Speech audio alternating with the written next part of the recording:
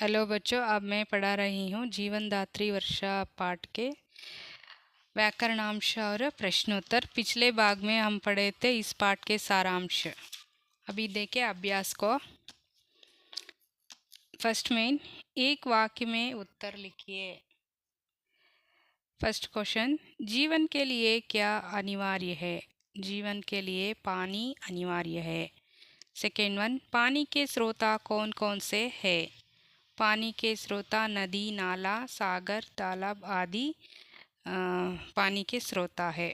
Third one, monsoon की हवाएं क्या लाती है? मानसून की हवाएं वर्षा लाती है। फोर्थ वन, वर्षा नहीं होती तो क्या होता है? वर्षा नहीं होती तो अकाल पड़ता है।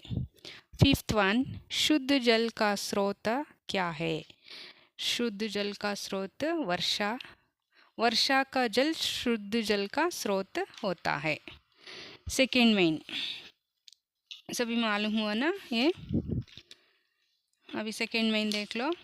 2-3 वाक्यों में उत्तर लिखिए। फर्स्ट वन, बादल कैसे बनते हैं?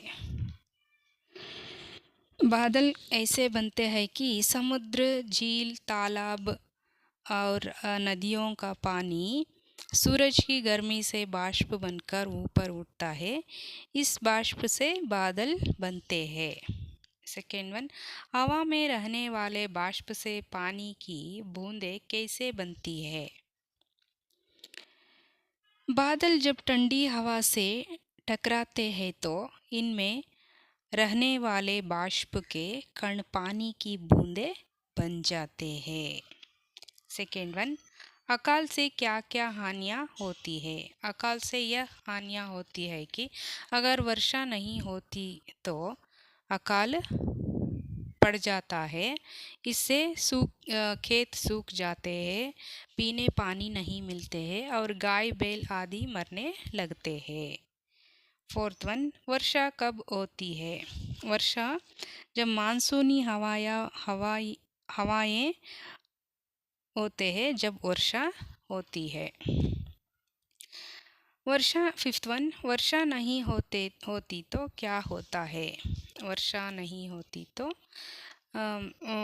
होती तो अकाल पड़ता है और खेत सूख जाते हैं, गाय बैल आदि मरने लगता है और इंसानों को पीने पानी नहीं मिलता है। सिक्स्थ वन, बाढ़ किसे कहते हैं? जल बहुत ज़्यादा वर्षा होती है तो नदियाँ अपनी किनारों को तोड़कर बहने लगते हैं। इसको बाढ़ कहते हैं। अभी थर्ड में ध्यान से सुनो बच्चों। आप भी पेन या पेंसिल से मार्क कर लो। शब्द और अर्थ का मिलान कीजिए। ये होंदी सी बरेरी बोलते हैं और match the following. First one, पेय। पेय पीने की चीज़। फर्स्ट वन, पीने की चीज़। सेकेंड वन, भारी, वज़नदार। सेकेंड वन, भारी को वज़नदार। थर्ड वन, प्रतीक्षा। प्रतीक्षा को इंतज़ार। इंतज़ार आप ही मार्क लगा लो। बाष्प, फोर्थ वन, बाष्प, बाप। ठीक है, समझ में है ना? अभी फोर्थ में नमूने के अनुसार शब्द बनाइए। फर्स्ट वन, गति, इदे नमूने है। गति, दुर्गति। सेकेंड वन, गंध, दुर्गंध। थर्ड वन, गुण, दुर्गुण। फोर्थ वन, भाग्य, दुर्भाग्य। फिफ्थ में नमूने के अनुसार विलोम शब्दों को जोड़िए। ये विलोम शब्द है, ऑपोजिट वर्ड, इसको हम मैच करना चाहिए। सूखा, गीला, ऊपर, नीचे, अच्छी, बुरी, सर्दी, गर्मी, अंदर, बाहर। ओके। सिक्स्थ में नमूने के अनुसार एक साथ आने वाले शब्दों को लिखिए। एग्जाम्पल को दिया गया है।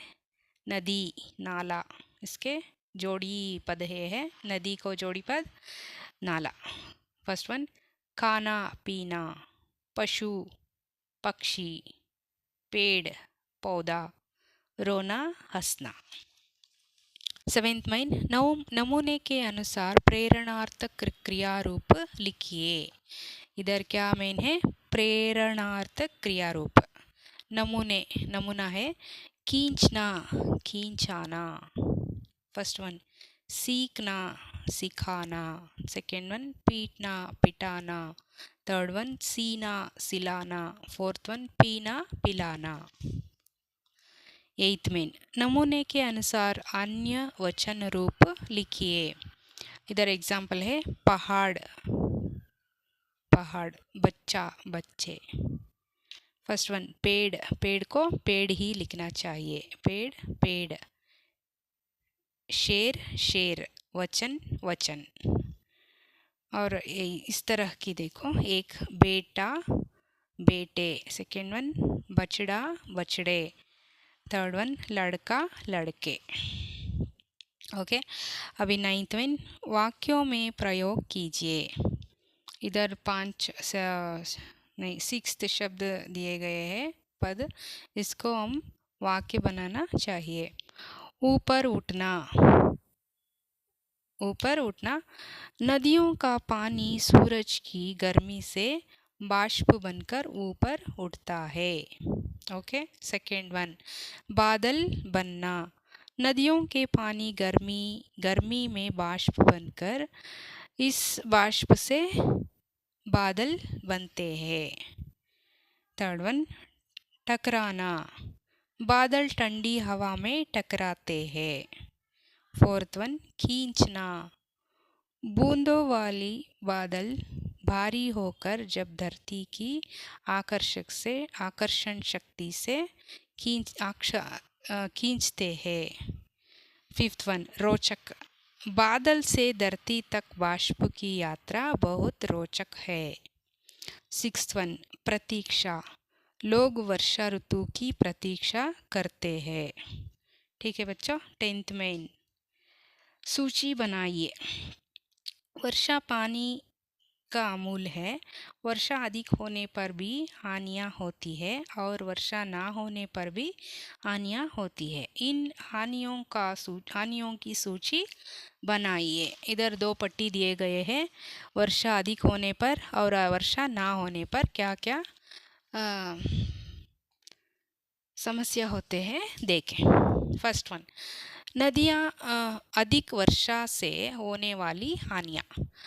ओके, बाढ़ पड़ता है और नदियाँ अपने किनारे तोड़कर बहने लगते हैं। First one.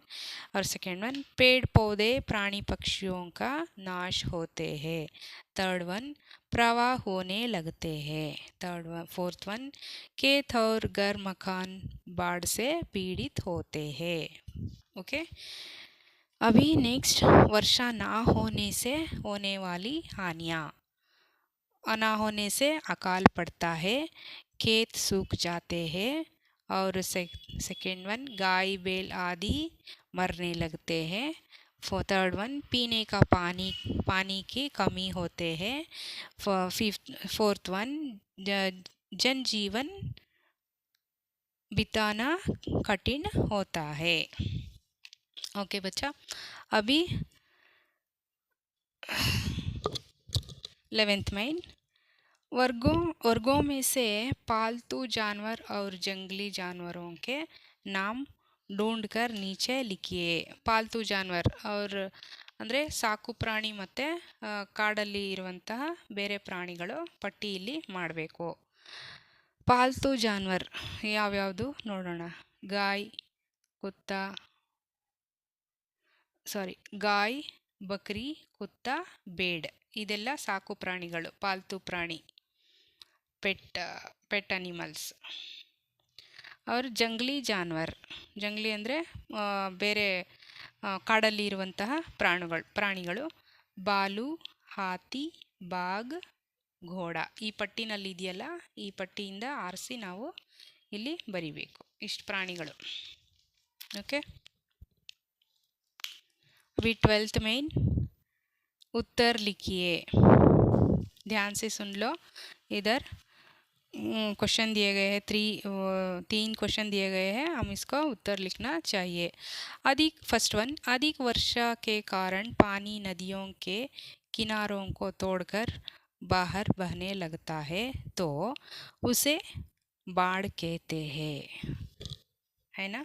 इसे बाढ़ कहते हैं। तोड़कर आने लगे तो इसे बाढ़ कहते हैं। पर वर्षा ना होने पर खेत सूखे जाते हैं तो उसे क्या कहते हैं? उसे कहते हैं अकाल। अकाल कहते हैं। इस फर्स्ट वन का उत्तर अकाल कहते हैं।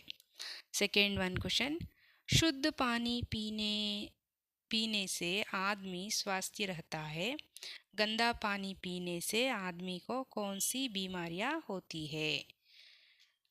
गंदा पानी पीने से अस्वस्थ होता है। सेकेंड वन आंसर अस्वस्थ होता है। थर्ड वन, नदी के पानी का उपयोग किस किस के लिए होता है? उत्तर, जैसे साफ सफाई के लिए, नहाना धोने के लिए, सिंचाई बहाने के लिए आदि उपयोग के लिए नदी पानी हमको उपयोग होते हैं। ओके बच्चा, अभी भाषा ज्ञान देखें, ध्यान से सुनो, आप भी मार्क कर लो, ठीक है। प्रेरणार्थक क्रिया, इधर तो ग्रामर है, इससे ध्यान से सुनो। प्रेरणार्थक क्रिया, जिस क्रिया को कर्ता स्वयं ना करके दूसरे को करने के लिए प्रेरणा देते हैं वह उसे ಪ್ರೇರಣಾರ್ಥಕ ಕ್ರಿಯಾ कहते हैं। ಅಂದ್ರೆ इसका मतलब ಅಂದರೆ ವ್ಯಕ್ತಿ ತಾನೇ ಸ್ವಯಂ ಆ ಕೆಲಸ ಮಾಡದೆ ಬೇರೆ ಇನ್ನೊಬ್ಬ ವ್ಯಕ್ತಿ ಕೈಯಲ್ಲಿ ಕೆಲಸ ಮಾಡಿಸಿದಾಗ ಅದನ್ನು ಪ್ರೇರಣಾರ್ಥಕ ಕ್ರಿಯಾ ಅಂತ ನಾವು ಕರಿಬೋದು। ಓಕೆ, ಅರ್ಥ ಆಯ್ತಾ? ಇಲ್ಲಿ ಉದಾಹರಣೆ ಕೊಟ್ಟಿದ್ದಾರೆ, ರೀನಾ ನೌಕರಾನಿ ಸೆ ಕಮರಾ ಸಾಫ್ ಕರ್ವಾತಿ ಹೇ।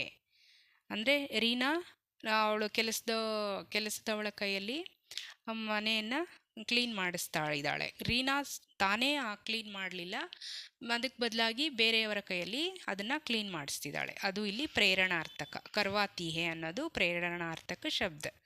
ಅಧ್ಯಾಪಕ ಛಾತ್ರ ಸೇ ಪಾಠ ಪಢಾತೆ ಹೇ, ಅಂದರೆ ಅಧ್ಯಾಪಕರು ವಿದ್ಯಾರ್ಥಿ ಕೈಯಲ್ಲಿ ಪಾಠನ ಓದಿಸ್ತಿದ್ದಾರೆ, ಅದು ಪ್ರೇರಣಾರ್ಥಕ ಶಬ್ದ. ಅರ್ಥ ಆಯ್ತಾ?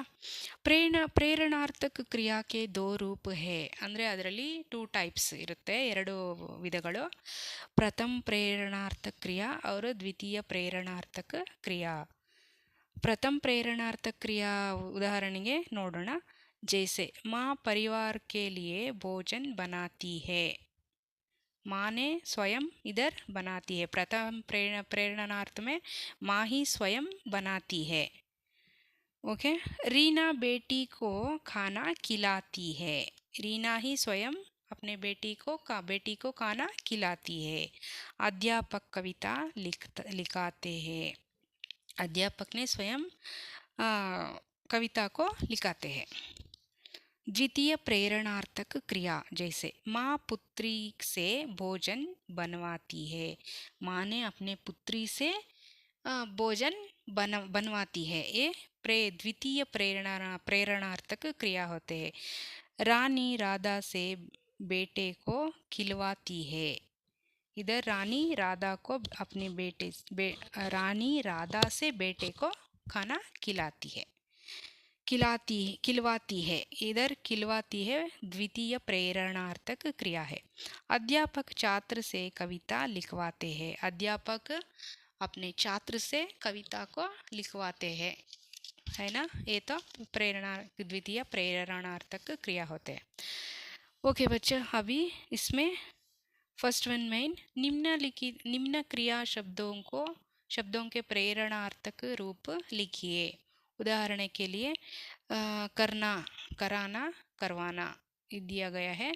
अभी फर्स्ट वन रोना, रुलाना, रुलवाना। सेकेंड वन चलना, चलाना, चलवाना। थर्ड वन जगना, जगाना, जगवाना। फोर्थ वन देना, दिलाना, दिलवाना। फिफ्थ वन पढ़ना, पढ़ाना, पढ़वाना। सेकेंड वन निम्न वाक्यों में प्रथम प्रेरणार्थक रूप का प्रयोग कीजिए। इधर तो फिल इन द ब्लैंक्स दिए गए हैं, इसमें प्रथम प्रेरणार्थक रूप को हम लिखना चाहिए। फर्स्ट वन, हमें राजू को शहर में डैश है, इधर ब्रैकेट में घूम दिया गया है, उसमें इसको हम प्रथम प्रेरणार्थक कैसा लिखना चाहिए, घुमाना है। क्या है? फर्स्ट वन घुमाना है। सेकेंड क्वेश्चन, बच्चों को खेल डैश है, इधर ब्रैकेट में सीख है, इधर हम क्या लिखना चाहिए, सिखाना है। प्रथम प्रेरणार्थक सिखाना है। थर्ड वन, रेणु को आज रात जल्दी डैश है, इधर ब्रैकेट में सोना, हम क्या लिखना चाहिए, सुलाना है, सुलाना है। फोर्थ वन, त्योहार के लिए नए कपड़ा डैश है, ब्रैकेट में है देना, हम लिखना चाहिए दिलाना है। फिफ्थ वन, बूढ़ों को डैश है, इधर ब्रैकेट में खाना, हम क्या लिखना चाहिए, खिलाना है। ओके बच्चा, थर्ड में, निम्नलिखित द्वितीय प्रेरणार्थक क्रियाओं से उचित वाक्य बनाइए। इधर पहले प्रथम प्रेरणार्थक पूरा हुआ ना, अभी द्वितीय प्रेरणार्थक क्रियाओं का उचित वाक्य बनाना चाहिए। इधर तो 5 पद दिए गए हैं, 5 पदों को हम अपने वाक्यों में वन सेंटेंस करना चाहिए। फर्स्ट वन, बनवाना को हम सेंटेंस कैसे कर सकते हैं, माँ बेटी से खाना बनवाती है। ओके, माँ बेटी से खाना बनवाती है। सेकेंड वन, खींचवाना को हम कैसे लिखना चाहिए, धरती अपनी आकर्षण शक्ति से बादल को खींचवाते हैं, अपनी तरह खींचवाते हैं। थर्ड वन, करवाना, पिता पुत्र से खेत में काम करवाते हैं। फोर्थ वन, लगवाना, सीमा अपनी सहेली से पेड़ लगवाती है। फिफ्थ वन, लिखवाना, अध्यापक छात्र से पद्य लिखवाते हैं। ओके बच्चों, और एक बार सभी प्रश्नोत्तर व्याकरणांश को पढ़ो, सुनो, समझ लो। Thank you. हमारे चैनल को सब्सक्राइब करो, लाइक करो, अभी शेयर करो, कमेंट करो बच्चों। Thank you.